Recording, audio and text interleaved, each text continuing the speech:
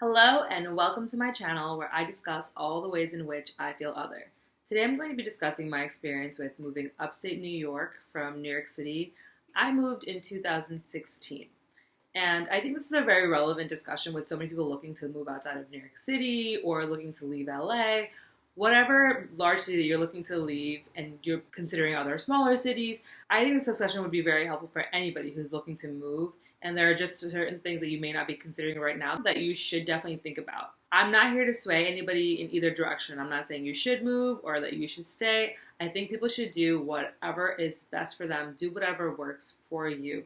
I just want to share my experience and what I went through. I'd like to start off with saying all the things that I loved about living in upstate New York. So I moved in at the end of 2016 from New York City up to Oneonta, New York, and I lived there for about 3 years, and I did enjoy a lot of parts of living there. In the beginning, I lived in the city of Oneonta, and I lived there for about 6 months before having issues with my landlord, and then at the time moving back to the rural farm that my fiance's parents own. I'll start off with all the parts that I loved about living in Oneonta. Oneonta is a very quiet city. It's very beautiful, surrounded by mountains and nature. It's gorgeous. Lots of amazing hiking, and there's waterfalls. There's a beautiful lake not too far away. It's also a really low traffic area. There is parking everywhere, and it is all mostly free. They literally have several municipal parking garages where the city has set up free parking right next to the main street. And anytime you go grocery shopping or anywhere, there is buttloads of parking everywhere, readily accessible, pretty great. And the reason why I moved in 2016 was at the time I was dating my fiance, and he was living in upstate New York and I was living down here in Brooklyn, and I really missed him, so I thought I'll just move upstate. It took me 6 months to find a job there. And while that wasn't a major red flag to me at the time, I think it should have been. And in hindsight, I realized that that should have been a huge red flag and that should have made me reconsider my move. However, I really missed my boyfriend at the time, so I was dead set on moving. And so once I found a job, I moved. So December of 2016, I found a job and packed up all my stuff, put it in a U-Haul, and headed straight for Oneonta.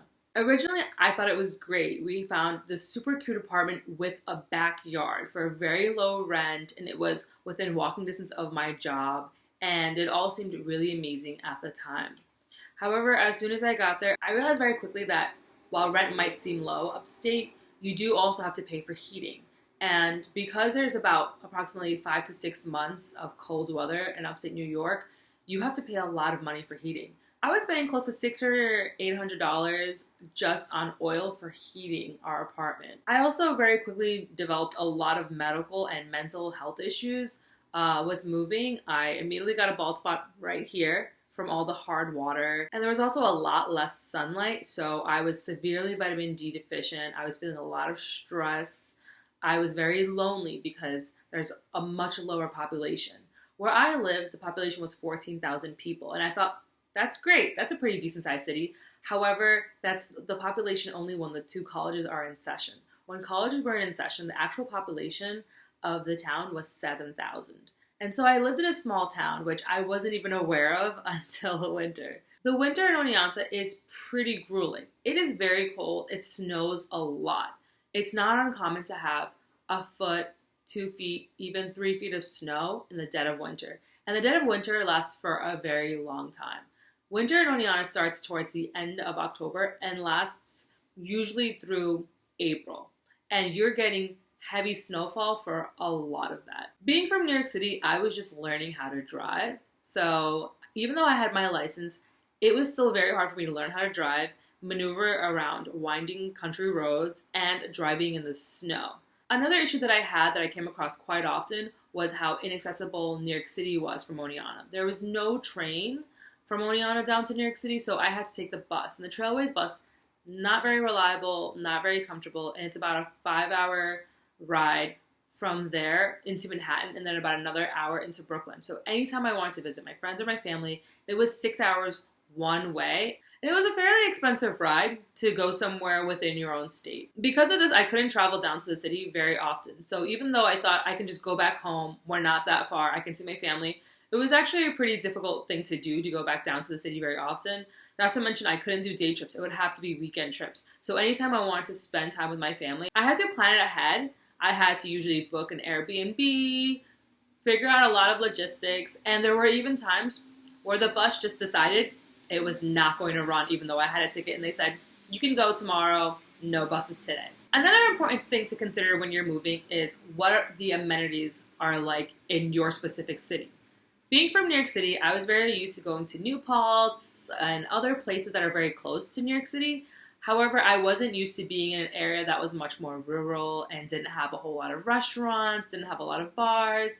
Nothing is open very late. Most things close at about 7 o'clock. There's not a whole lot of grocery stores everywhere. There's usually one large grocery store and a Walmart. So if you're a fan of Walmart, you're going to have a great time. However, if you like having access to Trader Joe's or Wegmans, be very careful where you move because not a lot of small towns have all these amazing stores. Socializing was also very difficult for me.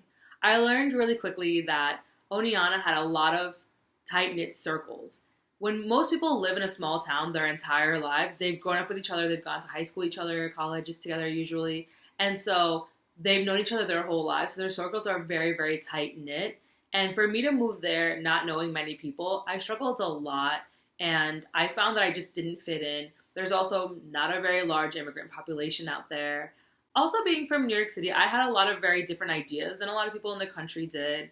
I also struggled with whether it's just how you live your life, how you go about things, or your political views. I noticed that a lot of people upstate had very different political views than I did. It was a massive culture shock to go from what I was used to then seeing trucks with Confederate flags. I heard a lot of people talk about immigration, even though they'd never even met an actual immigrant. I heard a lot of people talk about trans rights, even though there weren't very many trans people living upstate. And there just wasn't a lot of exposure to people from different races, different ethnicities, different genders, different sexual orientations. It was really hard to talk to people and say, well, I know lots of gay people. I know trans people down in the city. These ideas that you have are not necessarily true. It was really hard to fit in and try to get along with everybody, even though I differed so much in my ideas, my political views, and just the way that I looked. There's not a lot of brown people living in upstate New York. I'd also like to discuss my experience living on the farm. I did spend 2 years of those 3 years living on a farm. For those of you who are not used to it, when you live on a farm, you do have to cut down your own wood and burn wood for heat most of the time. One thing you have to learn how to do very quickly is make a fire. I'm still not very good at making fires. Another thing that you will do very often is shovel snow. You'll be shoveling snow from your driveway, off of your car, off of the roof of your house.